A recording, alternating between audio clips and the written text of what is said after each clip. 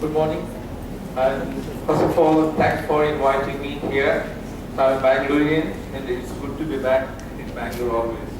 Okay, so my talk is on artificial intelligence and what is the kind of application, its role in autonomous driving. So I'm not talking more on artificial intelligence, what it is, and how to, what are the nitty-gritties or technical insights of artificial intelligence, which I think Dr. Vivek will be, discussing that in detail. But my focus is more on what is this autonomous driving, how you can apply artificial intelligence concepts in autonomous driving and how we can evolve and improve our way of living. I work for Continental. Continental is one of the leading Tier 1 supplier for all the OEMs. So a little bit about Continental and a little bit about why actually we need to focus on autonomous driving, what is the rationale, and a little bit of history of autonomous vehicles, how we started and where are we right now. And also, there's a society for autonomous engineers and they define the rules and guidelines for autonomous vehicles.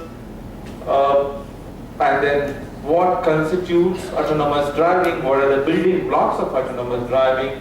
And then we'll see a couple of videos over here, and then we'll end the talk with some of the real challenges what autonomous driving is facing and how artificial intelligence is really helping us to solve this issue. Okay, so a little bit about Continental. The talk is more on the Continental products, so I just thought it's good to start with Continental. So Continental is about 140 years old company. It started as a tire manufacturer. So initially they were selling tires over a period of time. They've diversified their portfolios. We work on everything related to vehicles, automobile, except that we don't produce any automobiles. We don't produce cars, but we supply all that is required to build a car. Right from tires to electronic equipments to cameras, sensors, softwares, everything. It's a 44 billion company. It's a German company. Headquarters in our headquarters in Dindau, Germany, southern Germany, and it's spread across 61 countries. Quite big, and there's a lot of focus on sustainability. Sustainability is a cool word or buzzword right now. It's very important. That's why we are very focused on ensuring sustainable solutions. And autonomous vehicles is one of the activities of Continental in the direction of ensuring sustainability. For example, we don't use leather. We don't use leather seats in any of our prototypes because we care about environment. I'm from the business unit of ADAS, Advanced Driver Assistance System. There are a lot of business units in Continental, and one of which is ADAS. And this particular business unit focuses on autonomous driving. There are other business units like Powertrain, which focus on engine systems and things like that. Continental has a technology leadership. They're the best in ensuring fuel consumptions. And ADAS is another area where we are leading, compared to our competitors like Bosch and things like that, people like that. We produce a lot of sensors and softwares and algorithms on top of these sensors. So you can just see that we have lidar, radars, cameras, and we also produce some ECUs, electronic boards to capture or take the data and process them, and we have different types of radars for different activities. We will see some of the examples later on, and we also have something like surround view cameras, fisheye cameras. So all these sensors are mounted on different locations. Okay, maybe front camera, and then maybe sometimes maybe here radar. The cameras are here, and then some cameras in the back side, and some of the sensors in the back side, sideways and back sides. Now, why do we need all these sensors? Because we want to see the environment, the surrounding, in the vicinity of the car, what is going on, what is happening. Then we can take proper decisions based on that. Now, first of all, why do we need to focus on this technology? And you may be knowing that there are a lot of accidents happening around the world, and there are a lot many organizations keeping tab on this accidents rates. And right now, I think it is around 2.25 or 1.3 million accidents happening, not accidents, fatalities are happening every year, and it's a big number.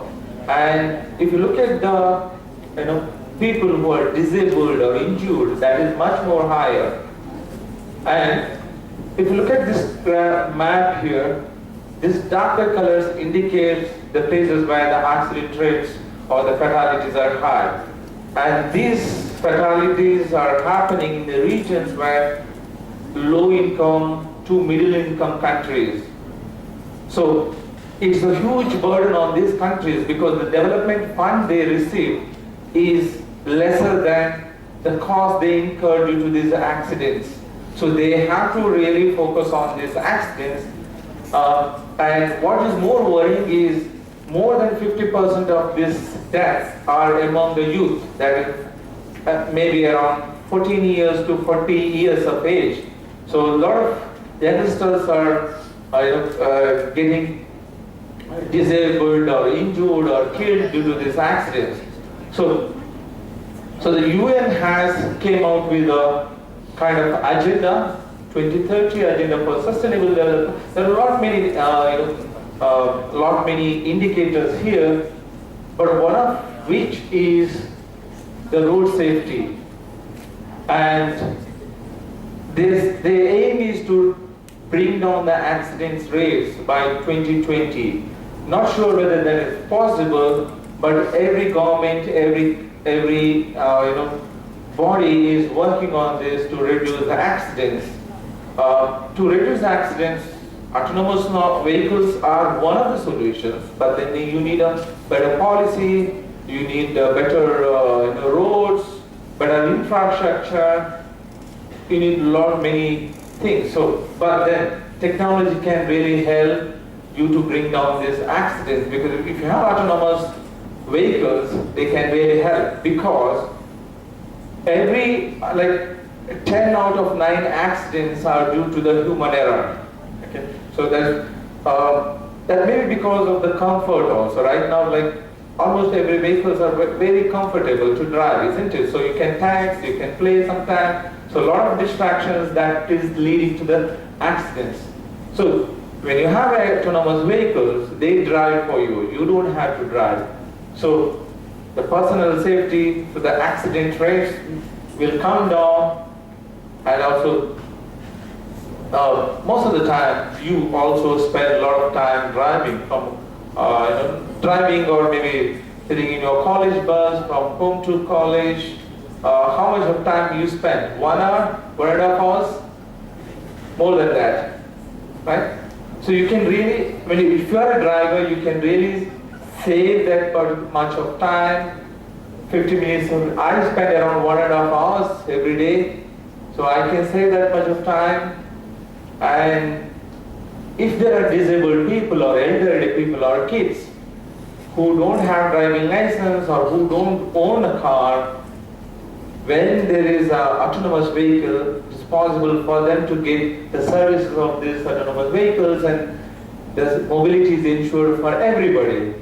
And then there's a cost reduction. You know that Uber and also Ola in India, they have started car sharing, carpooling services, and Uber is spending huge money on ensuring this transportation, the shared transportation. And also there is ecological cost savings because autonomous driving vehicles can reduce the congestion. When you have a shared mobility and when you have efficient systems cars, the congestion within the cities can be reduced. It is said that most of the time the congestion in the cities is due to the drivers who are searching for a parking space. So it's very difficult to find a parking place in cities, so they roam around in search of the parking spaces. But if you have a smart autonomous vehicle, it knows where exactly is the nearest parking space, and then the congestion may be reduced. Well, now, to start with, to introduce this autonomous driving, well, if you look at most of the stories, you must have heard about this magical maps, or every region there's a story about autonomous vehicles. So Aladdin's magical map you must have heard about, that was autonomous vehicle. But a serious one came in 1986 from Carnegie Mellon University. So they introduced a van, which is a self-driving van, and that was the first step in self-driving vans. But before Carnegie Mellon University, a lot of other people have also worked on autonomous driving, but that was not really successful. So let's look at this video.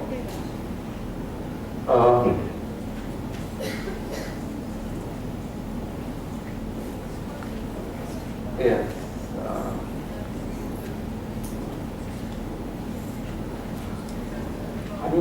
Can you give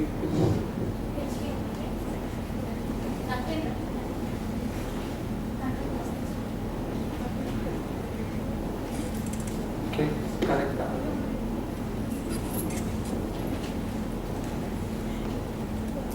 Yeah.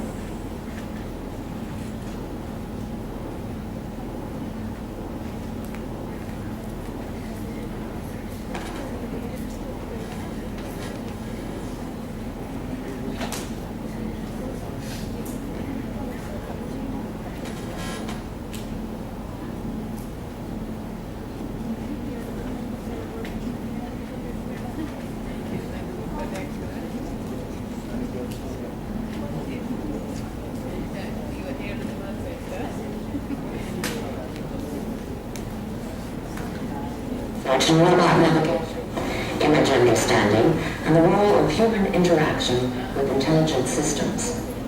The NavLab is a roadworthy truck modified so that researchers or computers can control the vehicle as occasion demands. As a mobile navigation habitat, it accommodates researchers and significant computing on board. Because it is self-contained, the NavLab is not subject to telemetry bottlenecks, communication faults, or dependence on stationary infrastructure, and can travel to confront navigation problems at a test site. Driver controls allow a human monitor to override automatic control for overland travel, setup, and recovery from experimental errors. The NavLab shell houses all onboard equipment, including computers, controllers, telemetry, and internal sensors. In addition, it provides a working area for operators and allows researchers to gather data within the confines of the vehicle. Researchers can monitor and supervise the NavLab from the operator's console for setup, error recovery, and tuning. The NavLab supports a choice of sensing to accommodate many types of navigation research. Video cameras provide color and intensity images for scene interpretation. Road edges, for example, are analyzed through intensity, texture, and color segmentation. A scanning rangefinder sweeps the surroundings with a distance-measuring laser, which provides useful three-dimensional information about the geometry and reflectivity of the environment. Taken together, color, intensity, range, and reflectance data provide a rich basis for building natural scene descriptions. Sensor information from several sources can be fused to achieve more robust perception. A Blackboard computer architecture integrates the distributed processes that sense, map, plan, and drive. Okay, so that was Navlab.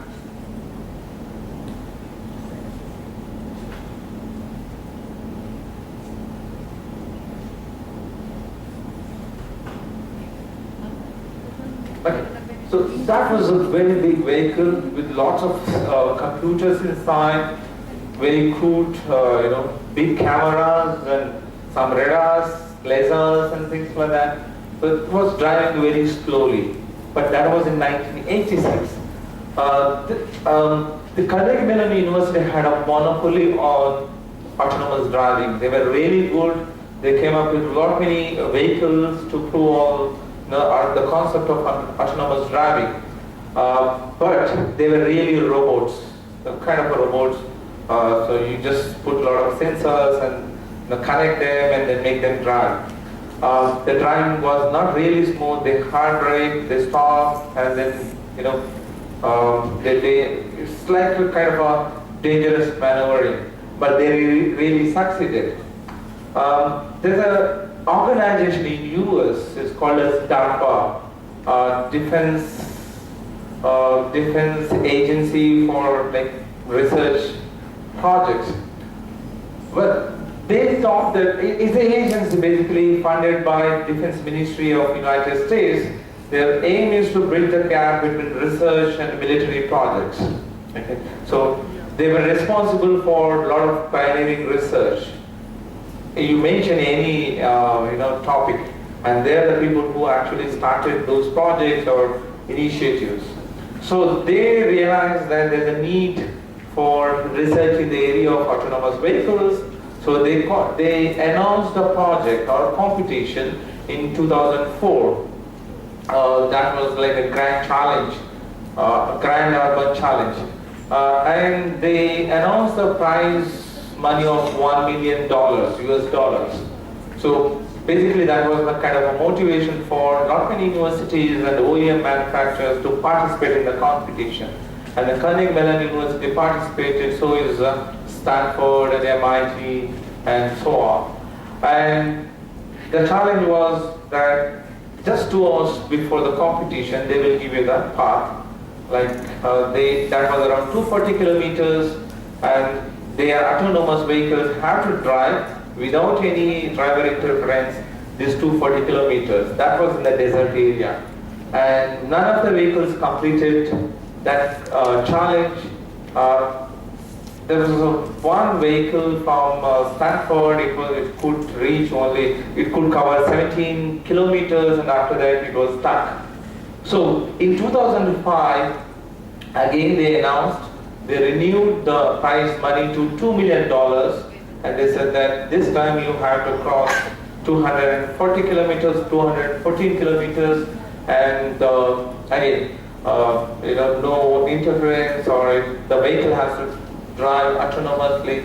And this time, a vehicle called Stanley with Stanford and Volkswagen, they won the competition. So let us look at this.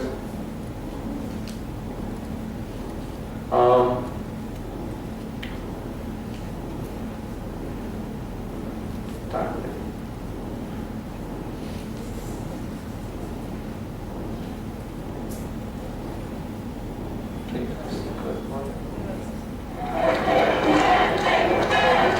This is Stanley driving towards the finishing line. In case you don't recognize it, that is a Volkswagen Touareg coming into the finish line configuration.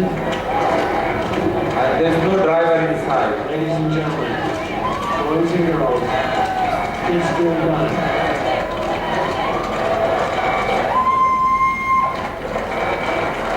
How about that? And then stops at the last coordinate. Okay. So you can see a lot many things over on top, right? These are a lot of sensors, radars and lasers, cameras mounted on it on a Volkswagen Touareg, and they jointly worked on it, and that they were really successful in that. So that was one of the historical moments in the in this autonomous driving technology, and a lot of talents participated in this competition. The project lead of this Stanley later became one of the founding members of Google has a project called as X, so that's the autonomous car program, and he became the founding member of that particular project. And in 2007, again there was a DARPA challenge for the autonomous cars, and Carnegie Mellon University won that competition, and the lead scientist who worked on that car also became the founding member of Google's Access project. So you can imagine that a lot of talents really participated in this competition, and it was one of the famous competitions. And then Google woke up and realized that, okay, this is something which is interesting happening, and we have to take note of it and participate. So they immediately started the autonomous program, autonomous car program. And how many of you have seen the Google car, autonomous cars? Okay. So at that point in time, it was not really known whether it is autonomous car is possible in such a chaotic traffic. So, but even then, Google decided that it's one of the business areas for them, and they invested a lot of money into it, and they set a very tough deadline for them, or a goal for them, that by 2010, they aim to complete 140,000 kilometers. Okay, I mean, that was their goal, to drive from Los Angeles to San Francisco, 140 kilometers, 140 miles, I believe. And that was kind of a goal. It was a mission impossible kind of a goal, but they really did it. And then all the automakers, like let's say GM or Hyundai or Toyota or Benz, they all woke up, and then 2013 they all announced their autonomous programs, and now the goal is by 2020 definitely there will be or highly automated cars available. The cars are already there, but then they are not really highly autonomous, but then by 2020, in another 1 or 2 years, they will be definitely there on the market, because it's already in the production. Now, when you talk about autonomous cars, there's a body called as SAE. They define the different levels of autonomous driving. There is a Society for Automotive Engineers. They define 6 different levels. This level 0 is a car what we drive. So there is no assistance or technology in it. That's just gear, and then we have to be there always 100% of the time. We cannot just change our focus.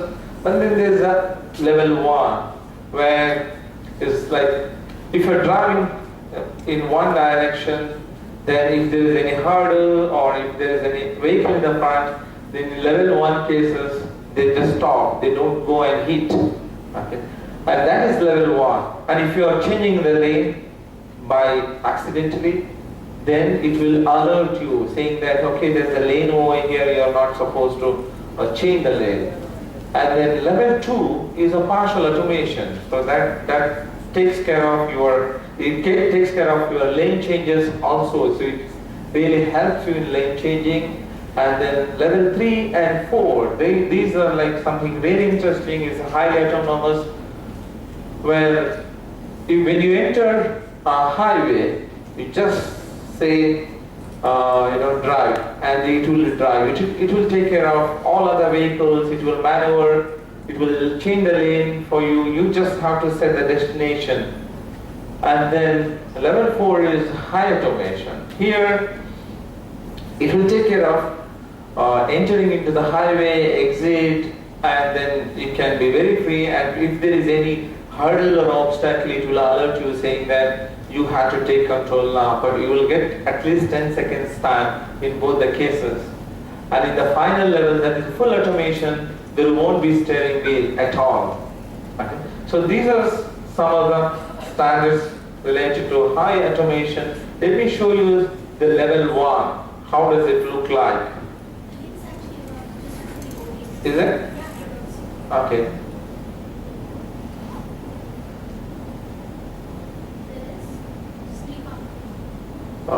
I think, okay, yes. Okay. Control plus plus for raising the volume. It should be the, can you just increase? Distractions, inattentiveness. All this often leads to This an is level unintended 1. departure of the lane. This is a real car. Situations, or even severe accidents. The lane departure warning monitors the road markings by means of a camera pointed at the lane and warns the driver as soon as the vehicle is at risk of accidentally driving over the road markings. Besides an acoustic warning, the system can also trigger a haptic warning or even intervene very smoothly by a gentle counter steering, which shows the driver the way back into the lane. In case of an intended lane change, for example when the driver activates the turn signal, the lane departure warning system is suppressed. Okay, so when you are driving, if you just talk to someone or if you're checking on your mobile phone, then it alerts. Okay, and then it also alerts and then brings the vehicle back. But then if you're changing the lane, just give a right indicator or left indicator, then that lane keep assist will be suppressed, but then you can change the lane. Okay, and let me just show you the second one, partial automation. Okay, so this is traffic jam assist. So it's a level 2 automation. So if you're driving, high traffic, express highway kind of a scenario. So this is a conscious car. There's no audio over here.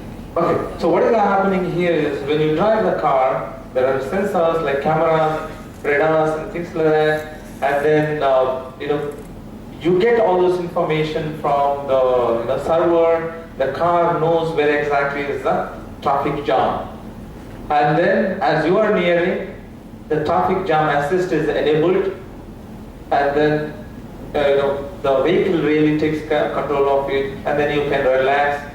You can leave the steering wheel, and it drives on its own. It follows the car in front of you using all those sensors. Okay? And then the front camera mounted on the car top. It senses all the environment, and these algorithms are built by the artificial intelligence or neural networks and many other algorithms. All right? Okay.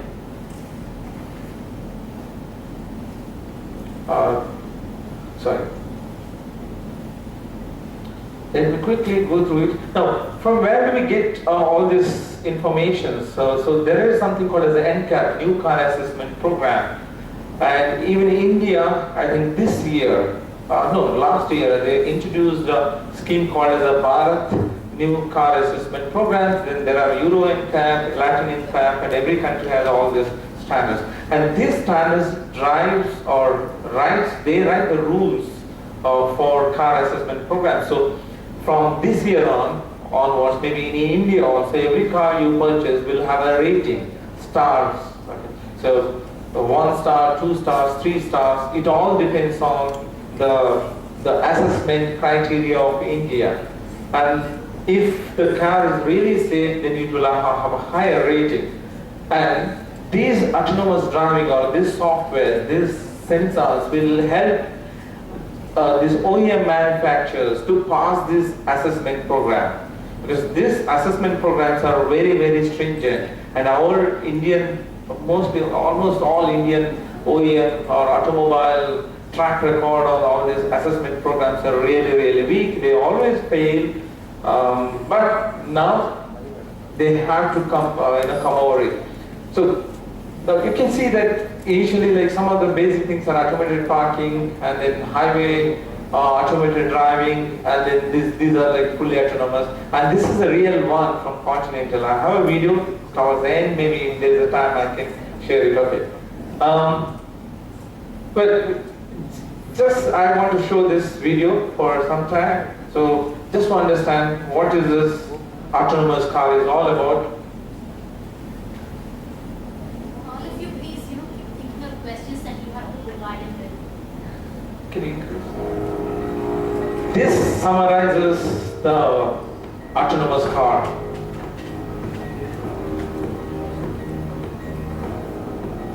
And this is Continental's concept car. It's not a real car, but this is where we are moving actually.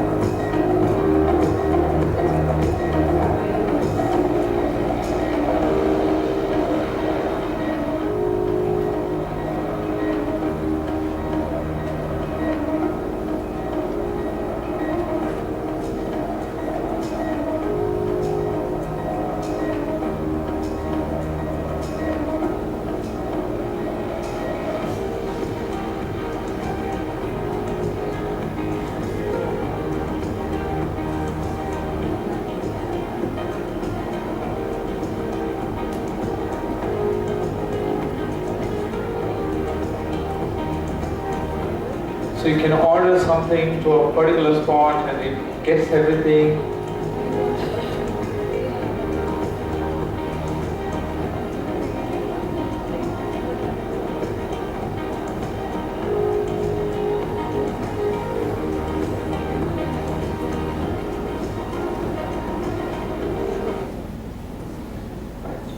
Okay, so just can I take 1 minute?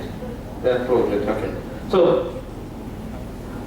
So as I mentioned earlier, there's cameras, radars, and all those things, and there are a couple of, I just want to show this. Okay. Now, artificial. So it's very nice to see those videos, but then there are a lot of algorithm things, computer science or electronic stuff which are going in the background. It's a complex scenario that cameras have sense. So we normally use data from radars, cameras, and lidars, and it should work in all weather conditions, night scenarios, and extreme weather conditions. You must have heard about Uber accident in Arizona sometime back in May, not mid-May, March, right? The Uber car met with an accident and it killed a lady, and she was crossing the road in the night. The reasons may be something else, but it really happened. So when there are thousands of signals and testing all those cases is really challenging. So we cannot test our cars on humans actually. So our testing development should be very good. So we have to really take care of these pedestrians, and you can see that these are implemented using some deep neural networks algorithms. The performance-wise, neural networks or artificial intelligence-based algorithms are really good. I don't want to get into this. These are some other videos. You can see it later. These are all available. So, as a takeaway, can you just tell your Yes. places that they can actually look into for career options or skill sets to build? Okay.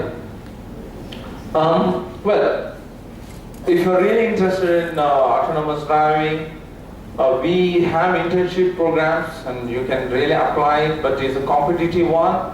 But you can really try for this. In Continental, in almost all the business units, we take interns.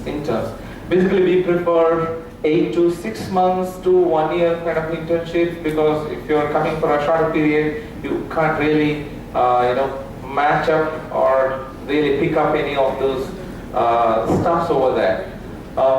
Otherwise, like the boss, there are a lot many other companies also working on automotive areas. one of the it's a computer science problem. So if you want to pursue this kind of a topic area, you can pick up the topics related to autonomous driving in your bachelor's projects, or if you have any good ideas, you can approach either Sudhindra Kaushik, because he's the IEEE guy, and he also closely works with us, Continental. So you can approach him or me, and we are always delighted for whenever there is a patent, because any company, any organization can survive if there is a research or innovation. Okay? So and innovation can come from any side, any direction. So we are always open to all these things, and we just, we will be interested to see all those things. And there are a lot many competitions happening. There are a lot many conferences happening in the area of ADAS. So you can participate. We are also planning for a conference sometime next year, IEEE conference on ADAS. So you can really look forward to it. Okay. Otherwise, visit our website. You'll get a lot of information, study materials. Okay. Thank you. So, yeah, 1 minute. Before we, actually conclude, I want as a takeaway from you, what are the options available for students as such? To build skill sets. What is it that they have to actually, look Okay. Well, in terms of skill set, I would say, from our perspective, Continental perspective, if you are looking at us programming, I just want to keep it very simple. So all our development is mostly on C++ kind of thing. So if you are really interested to jump into this wagon, then you should be really, really, really good in C++ programming, because that's where you start your career. And then maybe a little bit of image processing, concepts, pattern recognition, and if you're an electronic student, then a little bit of DSP, and most importantly, the mathematics, the linear algebra, all those kinds of things, but not much. We assess students looking at what is their strength. If they are good in C++, we take them. If they are really good in image processing, we also take them if they don't have programming knowledge. Okay? So that is from a basic skill set. Otherwise, yes, we look into their achievements, participations, the leadership. Also we'll also look at the communication skills, because you need to work with the customers. You need to represent the organization, right? So personality, logical thinking also we look at. But otherwise we are cool, we are okay. We also help the students to improve their skill sets. We give a lot of training. It's not that you come with everything, but you just need to meet those minimum criteria. Still, I've got 2 questions. Okay. Just like SAE has this BAHA competitions, so where they actually, build and something like, there's an outreach program through SAE that they help design automotives, right? So there's something like that. Is there other outreach programs from you wherein it's an extended competition? Okay. We also have internal competitions. Continental as such? The Continental also organizes some competitions. We invite students to come and present their ideas, our goals, competitions. We also have such things. Whenever there is such competitions, maybe I can inform you. You can spread it across. So many colleges, they come and participate. And then there are a lot of IEEE sponsored events where students come and demonstrate their autonomous vehicles or some algorithms or some neural network or deep learning based algorithms, and then we participate, we see it, and then if it is really interesting, we support the students, and then we work with the students, and possibly that will end up in a patent, right? So to look, if you're really interested, you just have to go to Google and search what are the patents happening, what are the recent papers, and then you can work upon it. Right? It's really, really amazing because by 2030, everybody wants to release their autonomous cars on the roads. May not be in India, but at least in some of the European countries. And that is a tough deadline, so everybody is in a hurry to do it. And we are also working on these things. level 5 is far away, but then at least level 4. Maybe you can watch this video and because this is a real one from Continental. Yes.